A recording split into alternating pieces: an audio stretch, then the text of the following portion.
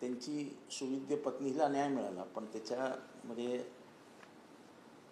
राजकीय काही बोलण्यासारखं नाही आहे. फक्त हिंसाचाराबाबत त्यांचे नेते अजितदादा निर्णय घेतील. बाकी पोडगी ही जी मुलं आहेत त्याचं संगोपन, त्यांचं शिक्षण याच्यासाठी ते पैसे लागतात, त्याच्यासाठी देणं हे क्रमप्राप्त आहे. त्याच्यामुळे कदाचित आश्चर्य वाटेल, पण मला या विषयावरती फार जास्त काही बोलायचं नाही. पण हिंसाचाराच्या बाबतीत फुले शाहू आंबेडकरांच्या विचारांचा मागोवा घेत आम्ही पक्ष चालवतो असं त्या पक्षातनं नेहमी बोललं जातं. योग्य ते निर्णय दादा आता घेतील असं वाटतंय.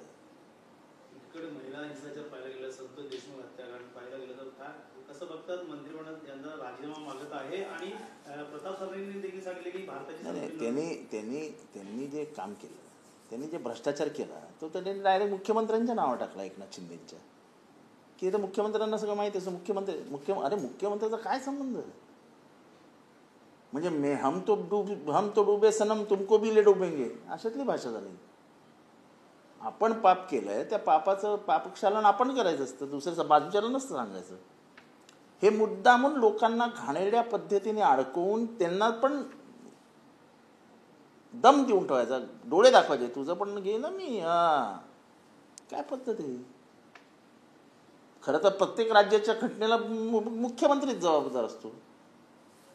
मुख्यमंत्रीच सामुदायिक नेता असतो, कलेक्टिव्ह लिडरशिप ही मुख्यमंत्र्याची असते.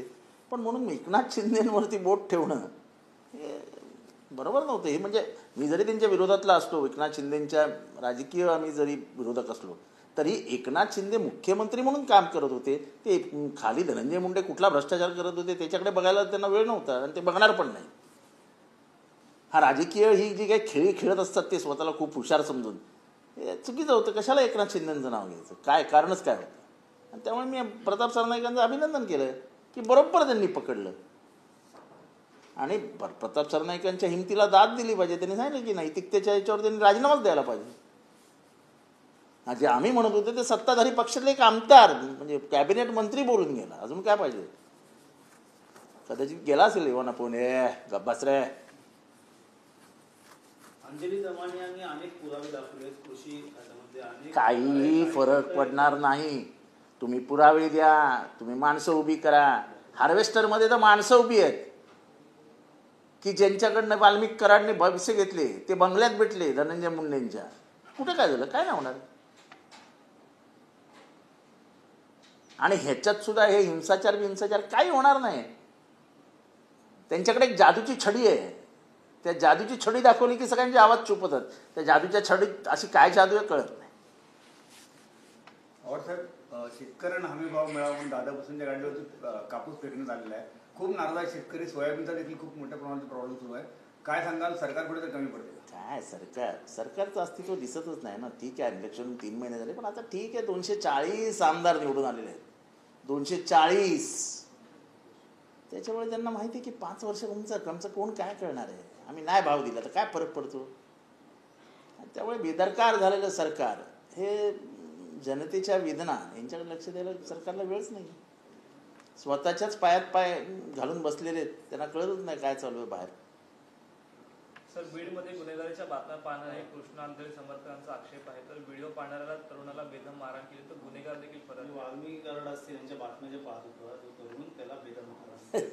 म्हणजे आता बातम्या पण कुठल्या पाहिजे हे धनंजय मुंडे आणि कोणतो वाल्मिक कराडची गँग ठरवणार का? म्हणजे दहशत किती पसरवण्याचा प्रयत्न आहे बघा. आणि मग त्याच्यातनं सांगायचं की नाही ती माझ्या जातीला बदनाम करण्यासाठी, यांची जात, हे जात यांच्या नावानेच लिहिली, तर आम्ही त्या जातीचे असून पण आमची काही ओळखत नाही मग जातीची. संतोष देशमुख करू असं देखील त्या धमकी देण्यात आलेली आहे.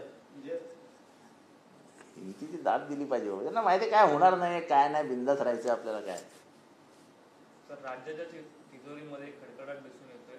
कंत्राटदारांसह अनेक ठिकाणी आंदोलन 89,000 कोटी रुपये देणं लागतोय आपण कंत्राटदारांचं. आणि कंत्राटदारांनी सांगितलं आम्ही कामं बंद करू, विकासाला पैसेच नाहीत सरकारकडे.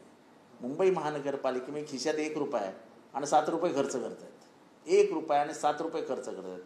आणि खोटं सांगतात की आमच्या मुदत ठेवी ह्या वाढल्या आहेत 80,000 कोटींपर्यंत गेल्या आहेत. तुम्ही अख्ख्या मुदत ठेवी जरी विकल्या ना तरी तुमची उधार पैसे तुम्ही देऊ शकत नाही, अशी वाईट अवस्था आहे मुंबई महानगरपालिकेची. सर्वात श्रीमंत महानगरपालिका आज भिकेला लागली. महाराष्ट्र सुजलाम सुफलाम महाराष्ट्र भिकेला लागलाय. लाडकी बहीण त्यामुळे तिजोरीमध्ये भार पडला का? आम्ही निवडून आलो ना, आता बस, आता काय बोलू नका, 5 वर्षानंतर बघू काय करायचं ते. नाही, लोकांची कामं नाही, रस्ते नाही बनले, ब्रिजेस नाही बनले, विकास नाही झाला, काय फरक पडतो? निवडून आलो ना, संपला विषय. ज्या बहिणीकडे 4 चाकी आहे त्यांना आता अर्ज रद्द करणारे सोमवारपासून ते आता हळूहळू 10 पैकी 1 बहीण ठेवतील, बाकी सगळ्या बहिणी गायब होणार आहेत. मजा तर बघत राहा, काही गोष्टी शांतपणाने मजा बघायची असते. आता या सरकारची मजा बघत राहा ना. सर, अनुदान नाही म्हणून शिवभोजन थाळी म्हणजे गरिबांसाठी बंद करणार, शिवभोजन थाळी बंद करणार. शिवभोजन थाळी पुढच्या काही दिवसांमध्ये बंद होणार. आता गरिबांनी 10 रुपयामध्ये जे भोजन मिळायचं, फक्त पाणी मिळेल हात धुवायला, बाकी काय मिळणार नाही. आता ते जेवण नाही मिळणार. दिवाळीला शिधा देखील देणार होते. कसला आनंद शिदा आता दुःख शिदा झालाय. आता काय मिळणार नाही, आता दुःखात बसा. तुम्ही 240 लोक निवडून दिलेत ना, मग आता सगळं भोगायची तयारी ठेवा. ह्यांची मगरुरी, ह्यांची मुजोरी, ह्यांचा बेदरकारपणा, आता सगळं बघत राहा. सगळ्या योजना बंद पडतील हळूहळू. भुजबळांचं म्हणणं आहे की कुठेही योजना बंद पडू नका, गरिबांना ते बरोबर, अप्रतिम योजना आणली होती छगन भुजबळांनी. छगन भुजबळांचीच योजना म्हणून ती खरी ओळखली पाहिजे. तेवढा दृष्टी असावी लागते माणसाकडे. ही दृष्टी म्हणजे काय, शिवभोजन जे चालवणाऱ्या महिला आहेत त्यांना ते देखील मागणी करते की अजून आम्हाला थाळी वाढवून द्या. योजनाच बंद करणार आहेत तर वाढवण्याचा प्रश्न येतो कुठे? आता कदाचित आता बोंबाबोंब झाल्यावर म्हणतील नाही आम्ही योजना बंद करणार नाहीत, पण त्याचा संपूर्ण प्लॅन ठरलेला ही योजना बंद करायची. हो, ठाण्यामध्ये सुळसुळाट आहे, सुळसुळाट. अनधिकृत बांधकामांचा ठाण्यामध्ये सुळसुळाट आहे. तेच अधिकारी गेले अनेक वर्ष अनधिकृत बांधकाम बघतायत. गल्ली बोळात अनधिकृत बांधकाम होत आहेत. अनधिकृत बांधकामाबद्दल जो तक्रार करतो त्यालाच अधिकारी जाऊन दम देतात. कोणी मायबापच उरलेलं नाही. एकीकडे सर्वोच्च न्यायालय, उच्च न्यायालय अनधिकृत बांधकामाबाबत नोंदी नोंदवत आहेत, आणि इथे जमिनीचा मालक सांगतोय बाबा माझ्या जागेवरती बिल्डिंग बांधतायत. काय नाही, आम्ही आयुक्तांना तक्रारी करून करून थकलो. काय नाही. ठाणे शहरातला असा एकही भाग नाही ज्याच्यात अनधिकृत बांधकाम चालू नाही.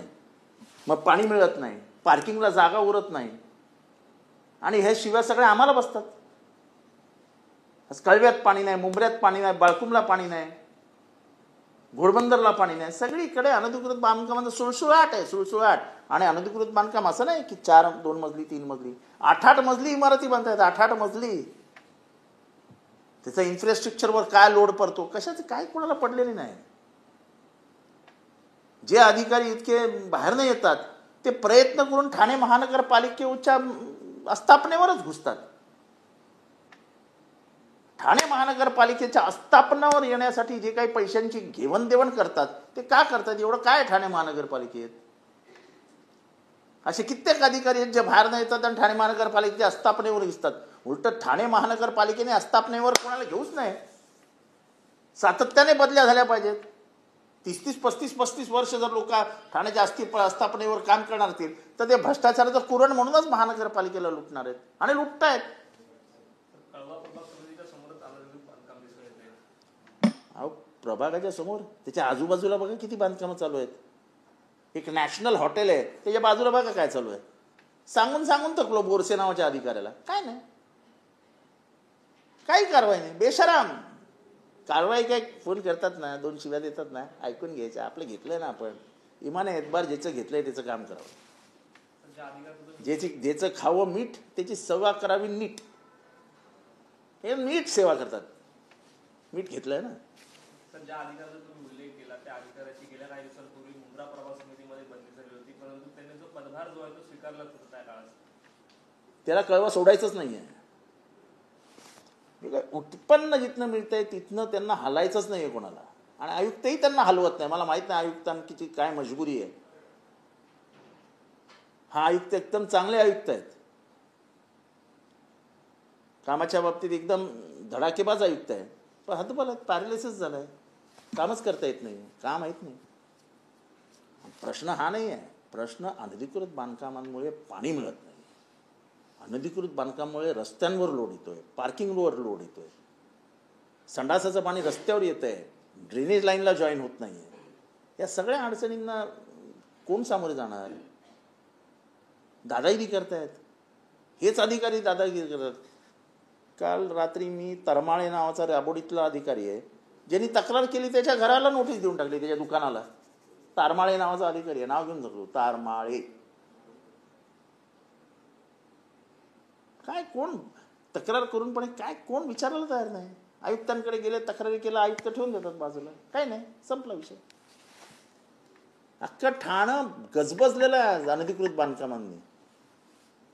मी स्वतः मुख्य अर्बन डेव्हलपमेंट मिनिस्टर म्हणजे एकनाथ शिंदे साहेबांना भेटून ही तक्रार करणार आहे, मी स्वतः भेटणार आहे त्यासाठी. त्यांना ठाण्यात एवढं अनधिकृत बांधकाम कधीही नव्हतं, ते आज सुरू आहे.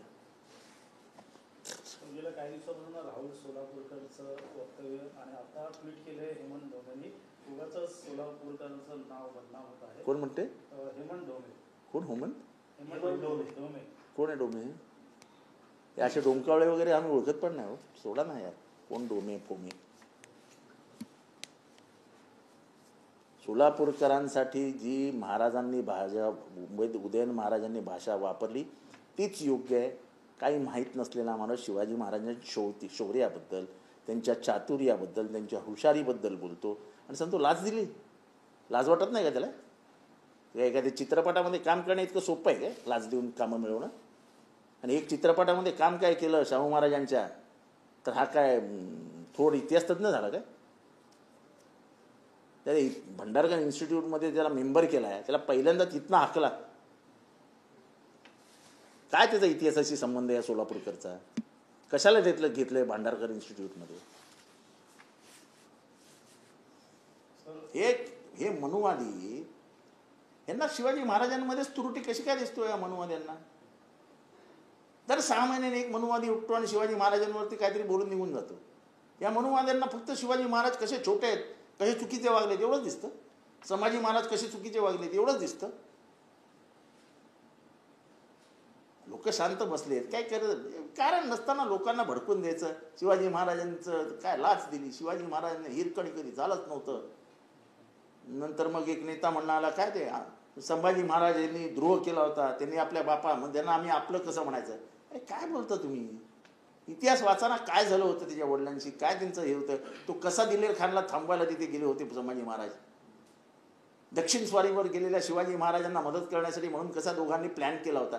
काहीतरी समजून घ्या, इतिहास समजवण्याचा विषय, समजण्याचा विषय असतात. काही बोलायचं. बेकायदेशीर कचरा टाकल्याप्रकरणी ठाणे महापालिकेला गेले अनेक वर्ष नोटीस येते. राष्ट्रीय हरित लवादाने गेले अनेक वर्ष नोटीस दिली आहे. काय फरक पडतो? आम्ही कायदा मानत नाही, आम्ही कोर्ट मानत नाही, आम्ही सुप्रीम कोर्ट मानत नाही. अक्षय शिंदेवर गुन्हा घेऊन सांगून आता 20 दिवस होतील. अक्षय शिंदेवर गुन्हा घेतला का? आम्ही मानतच नाही ना. जा ना, जे करायचं ते करा तुम्हाला. आम्ही सरकार आहोत. काय करू शकते अक्षय शिंदेची आई? काय नाही करू शकत. नाही घेतला गुन्हा, ठोकलं तुझ्या पोराला, जा काय करायचं कर.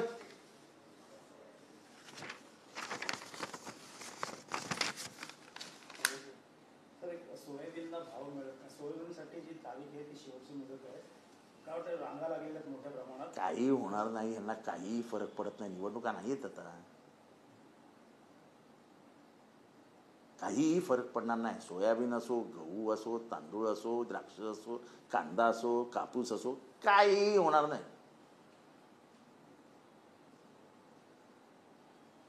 आज डॉलरचा भाव 90 रुपयापर्यंत गेला. 90 रुपयापर्यंत. जागतिक अर्थव्यवस्थेमध्ये भारताची घसरण थांबता थांबत नाही आहे.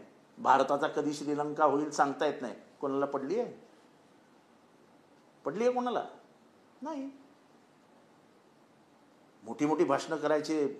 जेव्हा डॉलरचा भाव 63 रुपये झाला होता, मनमोहन सिंग पंतप्रधान होते, तेव्हा मोठं भाषण केलं होतं की ये डॉलर नहीं गिरता है, भारत की आबरू गिर रही है, भारत की इज्जत लूटी जा रही है. आता भारत की इज्जत कुठे आहे बाबा? इज्जतीवर कपडे तर घाला. इतकी बेइज्जत होतं आता. पण आणि आपला फॉरेन करन्सी तो जो साठा आहे तो टिकवण्यासाठी म्हणून आपण इतकं कर्ज घेतोय की आपण कर्जाच्या ओझ्याखाली मरणार आहोत, मरणार. या देशाची अर्थव्यवस्था अतिशय संकटात आहे, संकटात. आपण फालतू इथे तिथे बघतोय, पण या देशाचं अस्तित्व धोक्यात येणार.